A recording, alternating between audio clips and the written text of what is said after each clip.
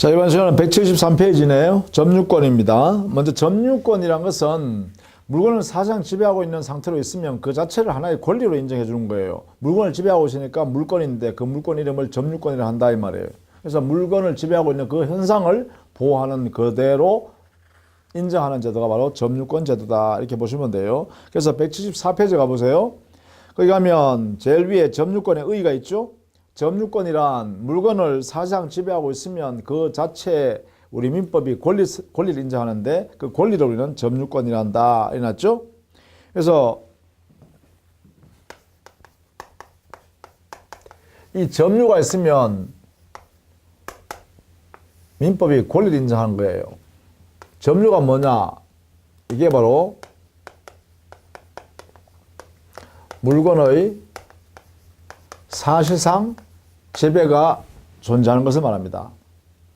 이 물건을 사실상 지배가 있으면 점유가 되고 그 점유가 있게 되면 우리 민법에서 권리를 인정하게 되고 그 권리를 인정을 하는 권리를 우리는 점유권이라 한다. 이렇게 보시면 돼요. 따라서 점유권은 물건이죠. 물건을 지배하는 권리니까 물건입니다. 다만 이 물건은 사실적인 사실적 문제예요. 그죠? 왜? 사실상의 지배니까 물건을 사실상 지배한다. 이 말이니까 이런 의미입니다. 다만 이제 사실상 지배하는 이것도 관념적이죠. 지배하고 있는지 없는지는 관념적 성격입니다. 그렇죠? 그래서 이 지배하고 있다는 사실을 판단하는 것은 여러 가지 상황을 고려합니다. 이게요. 자, 거기에 174페이지 제일 밑에 요건의 동그라미 2번에 보시면 사실상 지배란 사회 통념상 어떤 물건이 어떤 사람의 지배 내에 있다고 인정되는 객관적인 관계를 말하는데 여기에 사실상 지배가 있다고 하기 위해서는 여러 가지 상황을 고려한다. 그렇죠? 물리적, 현실적으로 지배하고 있는 것인지 또 물건과 사람 사이 시간적, 공간적 관계와 본권 관계와 타인의 지배 가능성 등 이런 것을 종합적으로 판단해서 사회 관념적으로 봤을 때 이 물건은 이 사람이 사실상 지배하고 있다고 인정할 수 있다. 이렇게 판단한 거죠. 그러니까 여러 가지 상황을 고려하여 이 사실상 지배, 사실상의 지배를 인정 여부를 정한다. 이걸 우리가 사회 통념에 의한 판단이다. 이걸 통해서 사실상 지배 여부를 따진다라는 것입니다. 이렇게요. 자, 그러면 이때 점유권 안에서요, 개념적 공부할 필요가 있어요. 개념상으로 첫 번째, 점유 보조자라는 것이 있어요. 자, 그러면 점유를 보조하는 사람이죠. 그렇죠? 그러니까 점유자가 아니다 이 말이죠. 이거는 점유자가 아니다. 이 말은 점유권을 있어야 점유권자라고 점유자를 할 텐데 점유자가 아니다 이 말은 점유권자가 아니다 이 말입니다.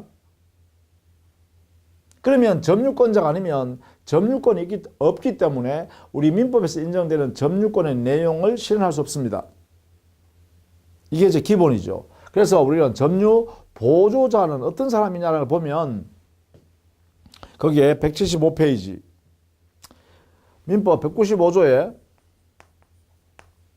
점유 보조자를 규정하고 있습니다. 볼까요? 가사상은 집안일이죠. 가사상, 영업상, 기타 유사한 관계에 의하여 타인의 지시를 받아 물건에 대한 사실상 지배를 하는 때는 그 타인만을 점유자로 한다. 그랬죠. 그러니까 점유 보조자는 지시를 받아, 명령을 받아 여기에 복종하는 의미로서 사실상 지배하고 있는 거죠.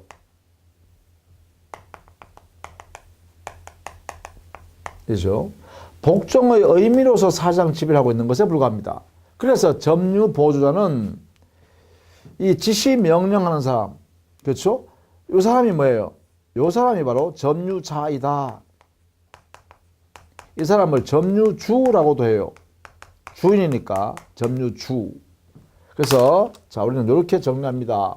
지시 명령하는 사람이 점유자고 그 복종하는 사실상 지배하고 있는 이 사람을 우리는 뭐라 한다?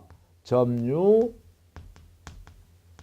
보조자라고 한다. 이게 되겠죠. 그러면 점유 보조자는요, 두 가지의 요소를 갖춰야 돼요.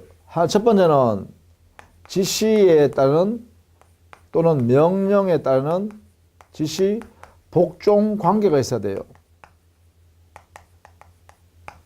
그 다음에 두 번째, 그 복종 관계로 인하여 당의 물건을 사실상 지배하고 있는 그런 상태여야 되죠. 이 두 가지를 갖추면 점유 보조자가 됩니다. 이런 사람이 누구냐? 거기에 의의 두 번째 보세요. 175페이지에 의의 두 번째 보시면 예컨대 가게의 점원 GS25C에서 아르바이트하고 있는 우리 학생들, 가게 점원이죠. 또 가정부, 뭐 우리는 가사도우미라고 하죠, 보통. 공장의 근로자 등 이런 사람들은 우리는 뭐냐? 여기에 해당된다는 것이죠. 따라서 점유 보조자는 점유권이 없는 사람이기 때문에 점유권에 의한 물권적 청구권, 이것도 행사할 수가 없죠.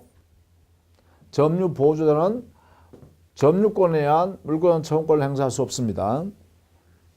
이런 사유 때문에 그렇다라는 것이에요. 여기에 점유 보조자는요, 이런 지시 명령 복종 관계가 있으면 이게 사실상의 관계든 사회적 관계든 관계없습니다. 지시 명령 복종 관계에 있다는 이 사유가 존재하면 된다는 것이죠. 그런 의미에서 176페이지에 상단에 있는 효과 보시죠. 점유 보조자는 동그라미 1번 점유자가 아니다 이거죠. 그러니까 점유권과 점유보호 청구권과 같은 이러한 점유권에 기초한 권리가 인정될 수가 없다. 그러나 다만 이 점유 보조자는 점유주의 점유를 유지하기 위해서는 이 사장 지배가 있어야 점유주가 점유를 가지고 있습니다. 이렇게요. 그렇기 때문에 점유 보조자가 이 점유 사장 지배를 상실하면 자기 스스로 자기 힘으로 그 사장 지배 상태를 회수할 수 있도록 이것은 인정해 줘야 한다라는 것입니다. 그래서 이게요, 점유 보조자한테는 자력 구제권은 인정합니다. 물권 청구권 같은 점유권은 인정되지 않지만 자력 구제권은 인정해 준다. 이게 가장 특징입니다. 그 이유는 뭐죠? 바로 점유주의 점유권을 유지하기 위해서 인정하는 것이다. 이렇게 정리하시면 돼요. 자, 그 다음에 두 번째, 간접 점유자를 좀 봅시다. 간접 점유 또는 간접 점유자. 간접적으로 점유를 한다. 자, 점유자이니까 여기는 점유권이 인정되는 사람이죠. 자, 그러면 간접 점유자라는 것은 그 전제 직접 점유하는 사람이 있어야겠다. 왜? 그래야 간접 점유자가 되니까. 이 사람을 점유 매개자라고도 합니다.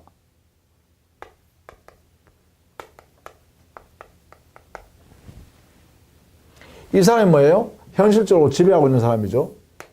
그리고 간접 점유자와 직접 점유자 사이는 이렇게 관계가 있어야 돼요. 관계. 이 관계가 뭐냐? 점유를 하게 하는 매개 관계가 있어야 한다. 즉, 직접 점유자와 간접 점유자 사이에는 이렇게 다리가 놓아져야 된다. 이걸 점유 매개 관계라 그래요. 이 매개 관계가 반드시 존재해야 합니다. 다만 이 매개 관계는요, 유효한 관계이든 그 효력이 상실된 무효인 관계이든 다 불문합니다. 인정한다 이거죠. 그리고 이 관계는 중첩적으로 인정될 수도 있습니다.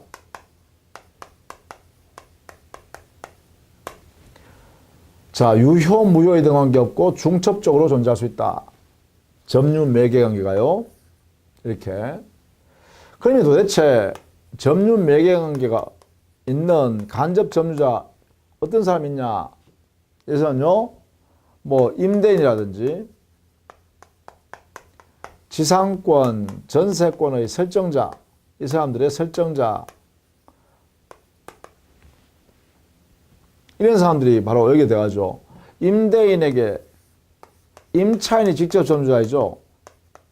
임차인이 직접 점유자가 됩니다. 지상권 설정자에게는 지상권자가 직접 점유자가 되겠죠. 전세권자에게는 전세권 설정자에게는 전세권자가 되겠죠. 직접 점유자가 그죠. 이렇게 이 사람들이 직접 점유자고 여기 있는 사람들이 간접 점유자다 이 말이죠. 이런 사이에 여기에 점유 매개 관계가 이렇게 있다 이 말이죠. 그래서 임대인, 지상권 설정자, 전세권 설정자, 뭐 질권 설정자도 마찬가지죠. 이런 사람들은 바로 간접 점유자 이 사람이 그죠. 간접적으로 점유하고 있는 사람이다 이렇게 보는 거죠. 이때 간접 점유권이 인정되기 때문에 그렇죠. 그래서 점유권에 기한 물권 청구권 이 청구권이 인정되겠죠. 이렇게 해석해야겠죠. 자, 기본적인 성격입니다. 그래서 176페이지 하단에 194조에서 간접 점유자를 규정하고 있습니다. 지상권, 전세권, 질권, 사용대타, 임대차, 임치, 기타의 관계로 타인으로 하여금 물건을 점유하게 한 자는 간접으로 점유권이 있다.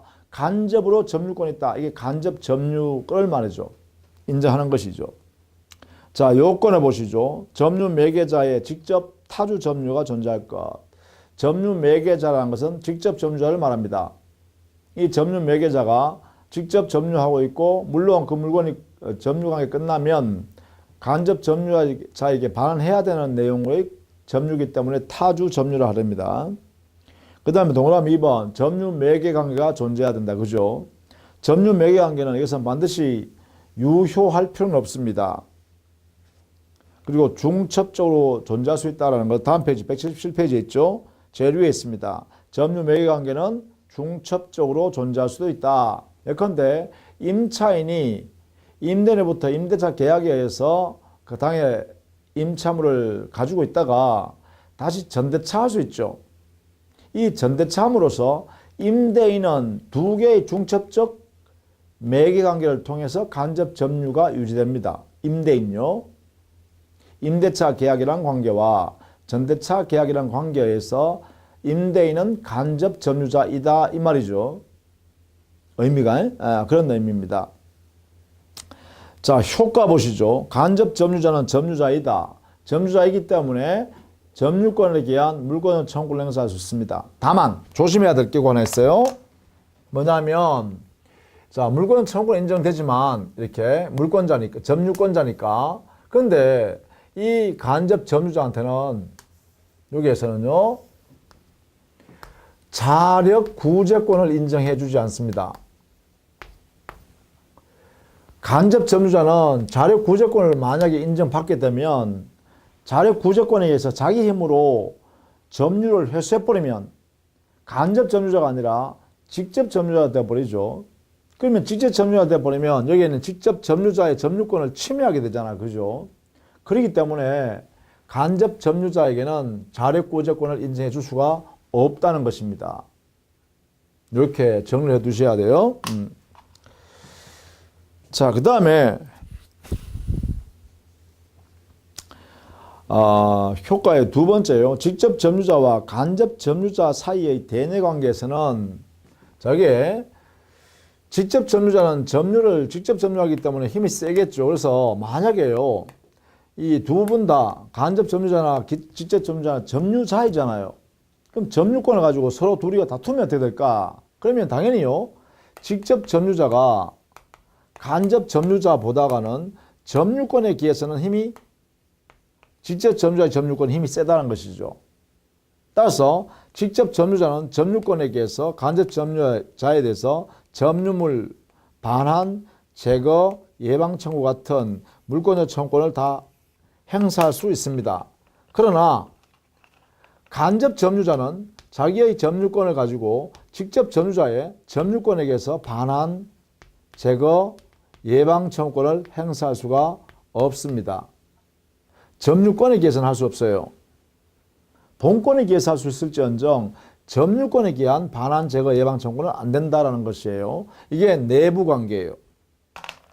그런데 만약에 이 직접 점유자의 점유권이 제3자 대외관계에서 제3자가 침탈 등의 행위를 했다. 침탈 등 침해 행위가 있다. 이렇게 당했다 이 말이죠. 이렇게 제3자가요. 직접 점유자가 이렇게 했다면 물론요. 우리는 직접 점유자에게 반환, 제거, 예방 청구권을 이렇게 행사할 수 있겠죠. 이것도 있는다. 그죠? 반환, 제거, 예방 청구권이 직접 점유자가 이렇게 행사할 수 있겠죠.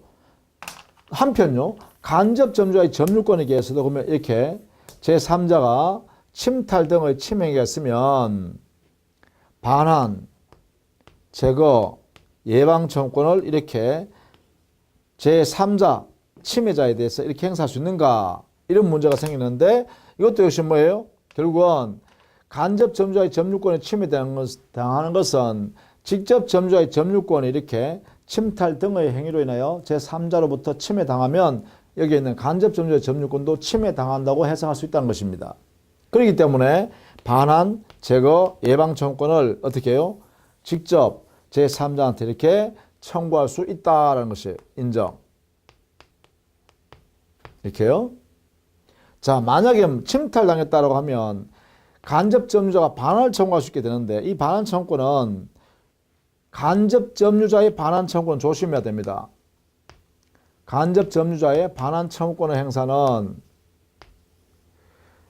원칙은요.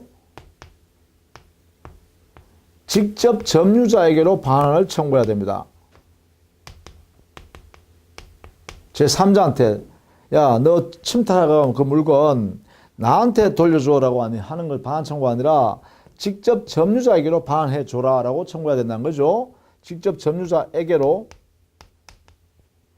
반환할 것을 청구할 수 있다. 이렇게 합니다. 이게 중요하다. 그죠? 다만 예외적으로 자, 직접 점유자가 반환받을 수 없거나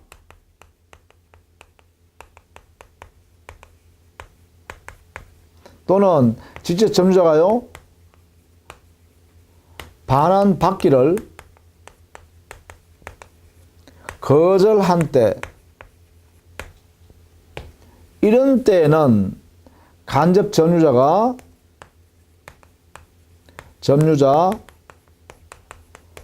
자기에게로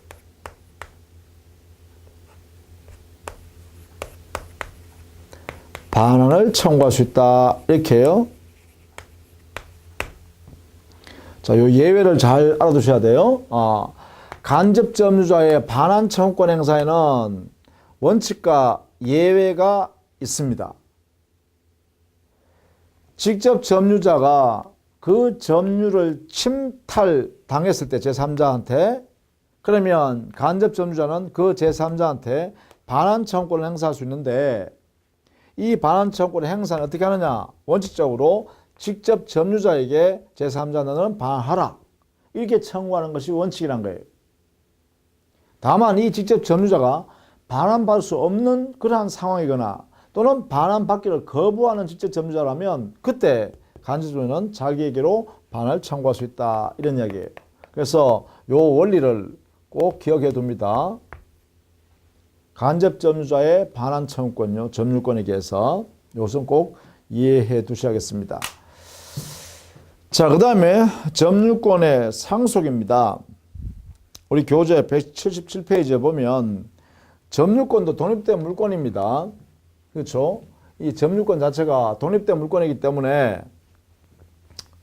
당연히 점유권 자체가 상속될 수 있다 이 말이죠. 점유권 이것은 상속으로 이전된다. 이 말은 상속이 허용된다 이 말이죠. 그럼 이 말은 뭐예요? 상속인이 당의 물건을 사실상 지배하는 요소가 갖추어져 있지 않더라도 상속인이 뭐예요? 점유권자이다 이 말이죠.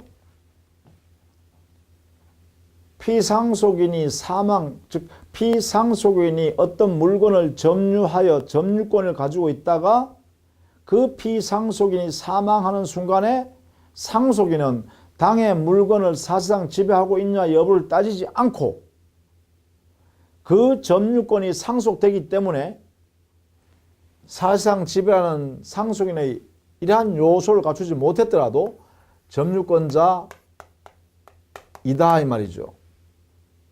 그것은 바로 민법 193조 보시죠. 점유권은 상속인에게 이전한다. 이 규정으로 인해서 상속의 대상으로 점유권이 인정된다라는 것입니다. 이때 물론 상속인이 상속받은 그 점유권은 피상속인의 점유권과 동일이죠. 동일한 상태로 상속받는 것입니다. 그대로. 그러니까 만약에 이 점유권이 타주 점유면 타주 점유로, 악의 점유면 악의 점유로 그대로 이전받아야 된다라는 것이죠. 동일성 유지입니다. 자, 이것도 여러분 함께 알아두셔야겠습니다.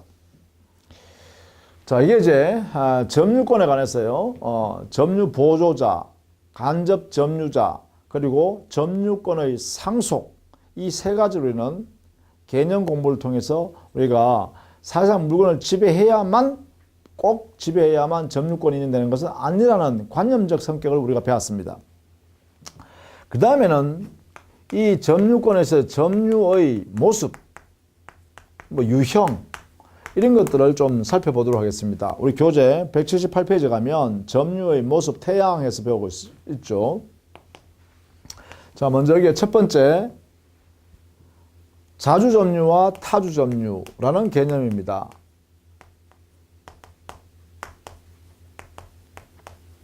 이 두 개의 개념은 꼭 알아두셔야겠습니다.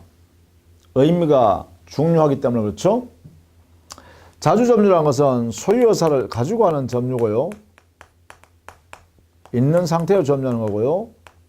타주점유라는 것은 소유여사 없는 상태에서 점유가 이루어지는 경우입니다. 이렇게요. 따라서 자주점유나 타주점유의 구별은 소유여사 유무에 따라서 정하는 거다. 이렇게 보시면 되겠죠. 소유여사 유무에 의해서 자주점유, 타주점유 이렇게 나누는 거네요. 그러면 소유여사 유무를 어떻게 판단할 것이냐. 여기서는 객관설에 의해서 유무를 판단합니다. 점유의 권한, 이 권한의 성질을 가지고 객관적으로 평가해서 판단한다 이런 거죠. 그것이 바로 객관설의 의미입니다.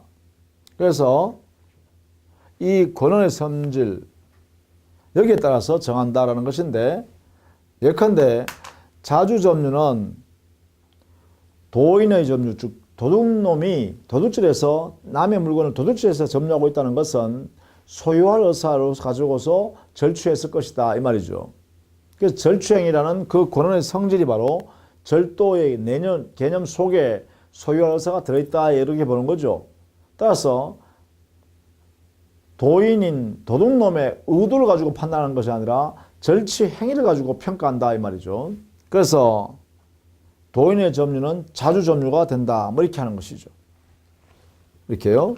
자, 그래서 이게 자주점유인 것은 도인의 점유, 또 증여받은 사람이 당에 증여받은 물건을 점유하고 있다. 이걸 수증자의 점유라고 그래요. 또 매매계약을 통해서 매수인이 매매 목적물을 매도인으로부터 인도받아 점유하고 있다. 매수인의 점유. 이런 사람들은 다 자주점유죠. 그렇죠? 자주점유다. 이에 반해서 타주점유는 소유여사를 인정하기 어려운 그러한 성질의 권한의 성질입니다. 예컨대 뭐 임차인의 점유,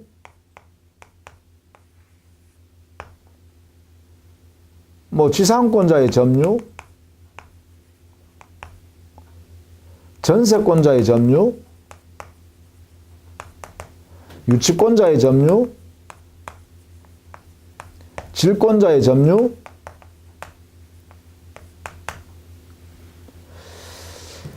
그 다음에 매도인이 매매 계약을 유효하게 체결한 뒤에 가지고 있는 점유, 증여자의 점유, 그렇죠? 또 공유자의 점유, 다른 공유자의 지분권 범위 내에선 타주 점유로 인정해야겠다 이런 이야기죠. 이런 등등의 점유는 타주 점유다 이렇게 하겠죠. 자, 그런데 권한의 성질이 객관적으로 밝혀지지 않으면 이게 모호하면요. 이게 모르겠다라고 하면 어떻게 되죠? 그러면 자주 점유인지 타주 점유인지 불분명한 경우가 되어버리죠.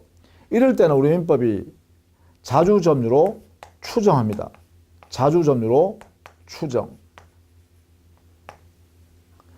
즉 객관적 성질에 의해서 판단할 수 없을 때는 결국은 자주 점유로 추정하겠다 이렇게 하고 있죠. 자, 이런 내용들을 우리는 178페이지에 정리해 뒀는데 그 표를 만들어 놨어요. 밑에 그죠? 이것도 여러분 참고해서 알아두시기 바랍니다. 판례를 가지고 쭉 설명했는데 매수인의 점유는 원칙으로 자주 점유라고 했죠. 두 번째 명의수탁자의 점유, 즉 명의신탁 약정에 의해서 명의신탁자로부터 야, 네가 등기부에 네 이름 올려놓을 테니까 이 물건 네가 좀 관리해 줄래? 이게 명의신탁자 부탁이에요. 그 부탁을 받은 명의수탁자가요. 그래 좋습니다. 내 이름으로 등기해놓고 내가 보관해 줄게요. 내가 관리해 드릴게요. 라고 합의해 주면 이게 명의신탁 약정이라고 합니다.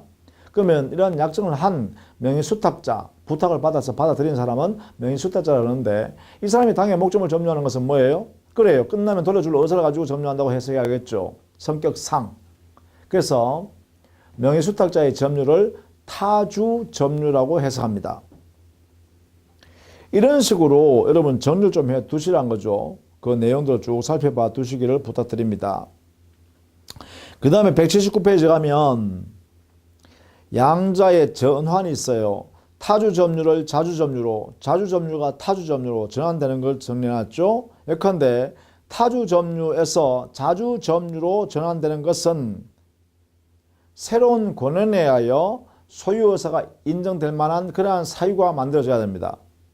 새로운 권한에 의한 점유가 개시되어야 합니다. 이때 새로운 권한, 이게 뭐냐? 상속은 포함되지 않는다는 것이죠. 상속은 피상속인의 점유를 동일선 유대기에 그대로 승계받아야 되기 때문에 따라서 상속인의 점유에서는 상속 이외의 새로운 권한이 있어야 상속인이 자주 점유로 전환될 가능성이 있죠. 그 다음에 자주 점유에서 타주 점유로 전환되는 것은 거기 해놨죠. 자주 점유에서 타주 점유로 바뀌는 거요. 새로운 권한이나 점유를 시킨 자에게 타주 점유 의사를 표시해야 된다. 이래놨죠. 그리고 거기에 판례 예를 들어놨는 게 있습니다. 한번 살펴봐 두시면 되겠고요. 그 다음에 자주 점유 추정되는 것이 원칙인데, 즉 무슨 말이냐면 이 객관적 권한의 객관적 성질을 가지고 소유 유무를 판단할 수 없는 불분명한 경우가 발생하면 우리 민법은 자주 점유를 추정한다 했어요. 일단 자주 점유를 인정해 둔다 했어요. 그것을 번복한다. 즉 타주 점유로 바꾸는 것은 자주 점유 추정을 깨야겠죠. 깨는 방법은 자주 점유를 부정하는 사람이 입증해야 됩니다. 자주 점유를 부정하는 사람이 입증하면 자주 점유가 깨어져서 번복된다라는 것이죠.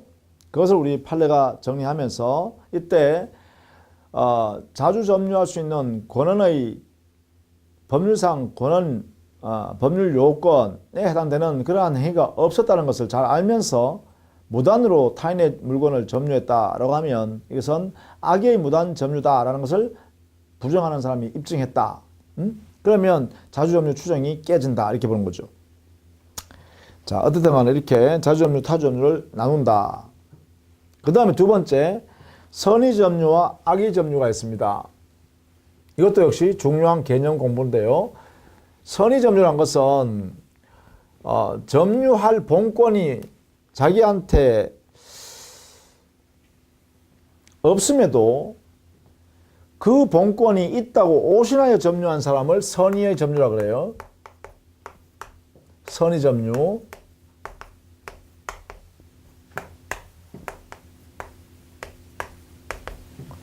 선의 점유. 뭐 모르고 점유한다. 이거 가지고 안 되고요.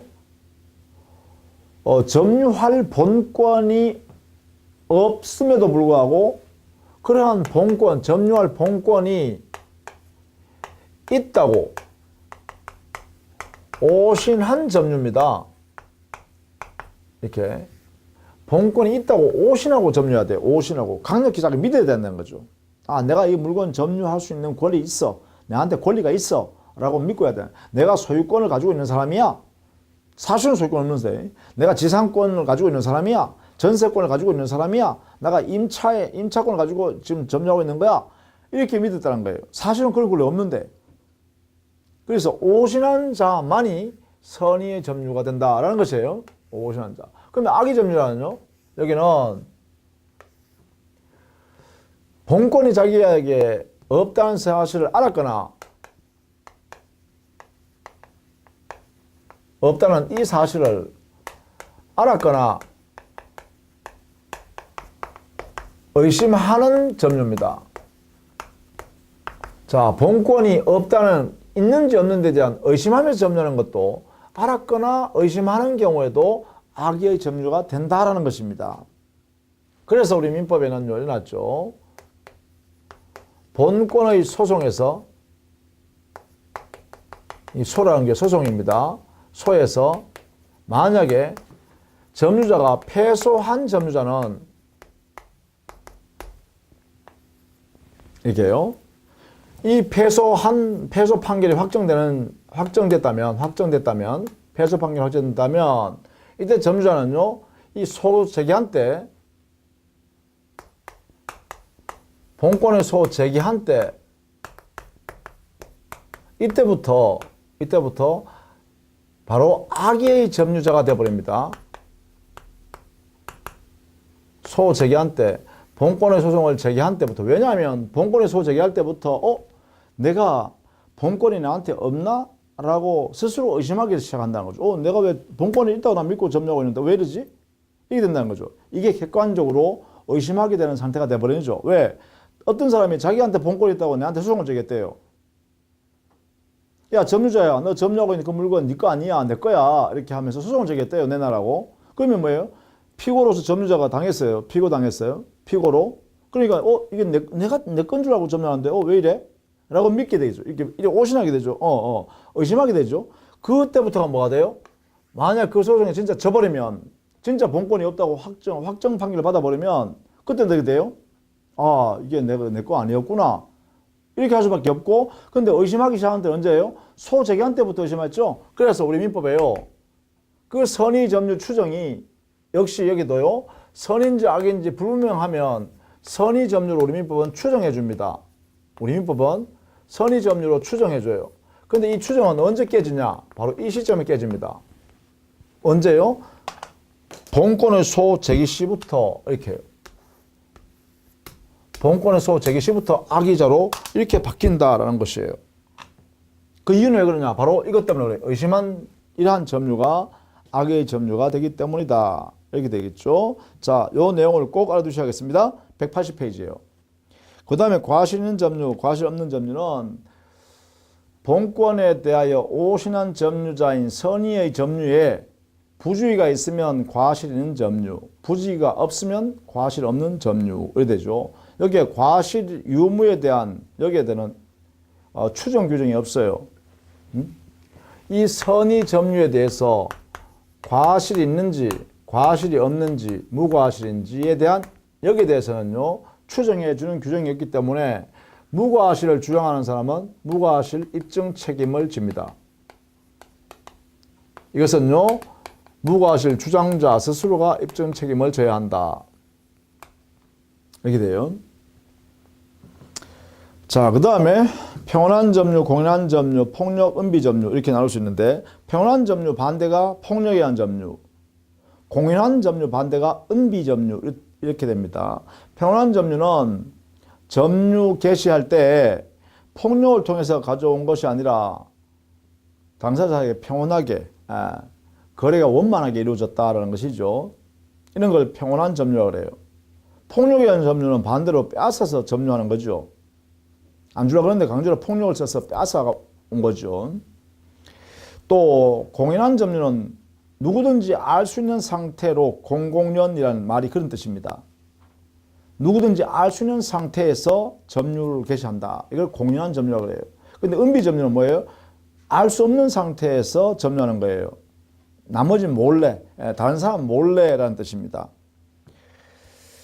자, 그런데 우리 민법에서는요, 평온한 점유, 공연한 점유를 추정해요. 평온, 공연한 점유로 이렇게 추정합니다. 평온한 점유, 공연한 점유 이런 걸로 추정한다. 그 다음에 점유 계속과 불구의 속인데요. 어느 시점부터 어느 시점까지 점유를 어떤 사람이 점유했다. 그러면 점유 계속해 온 것으로 추정합니다. 계속 추정. 점유 계속을 추정한다. 이렇게 되겠죠. 우리 민법의 규정을 이렇게 하고 있다는 것이죠. 그래서요, 결국은 점유에는요, 우리 민법은 어떻게 하냐면 자주 점유, 평온한 점유, 공연한 점유, 그리고 선의 점유, 그리고 점유 계속의 점유. 그리고 나중에 보겠습니다만 점유, 물건에 대하여 점유하고 있는 사람은 그 물건에 행사하고 있는 권리도 적법하게 취득하여 그 물건을 점유하고 있을 것이다 라고 추정합니다. 이것을 점유, 적법의 점유 추정해야죠. 적법 점유의 추정이 우리 민법에 있어요. 이게 어디서 나오냐? 어떤 사람이 당의 물건을 점유하고 있다면 점유로부터 이러한 효과가 발생합니다. 이것을 우리는 뭐라 하냐면 이렇게 추정하는 것이니까 점유하니까 추정력이 발생했죠. 점유의 추정력이라 그래요. 이렇게요. 점유를 하게 되면 자주 점유로 추정, 공연한 점유로 추정, 평온한 점유로 추정, 선의 점유로 추정, 계속 점유로 추정, 적법한 점유로 추정해요. 이렇게 해요. 그러나 다만 무과실 점유는 추정되지 않는다. 점유의 추정은 없다. 그래서 무과실 점유는요, 이것을 주장하는 사람이 스스로 입증해야 합니다. 무과실 점유는 이렇게 해요. 그래서 어떤 물건을 점유하게 되면 자주 점유, 평온, 공연한 점유, 선의 점유로 계속 점유한 것으로, 그리고 적법하게 그 점유에 대하여 행사하는 권리는 적법하게 취득한 걸로 추정한다. 이렇게 정리하시면 되겠죠. 자, 이렇게 했어요. 우리는 다음 시간에는요, 점유권을 취득했을 때 그 효과와 그 점유권의 소멸, 그리고 점유의 효력을 살펴보도록 하겠습니다. 자, 수고 많으셨습니다.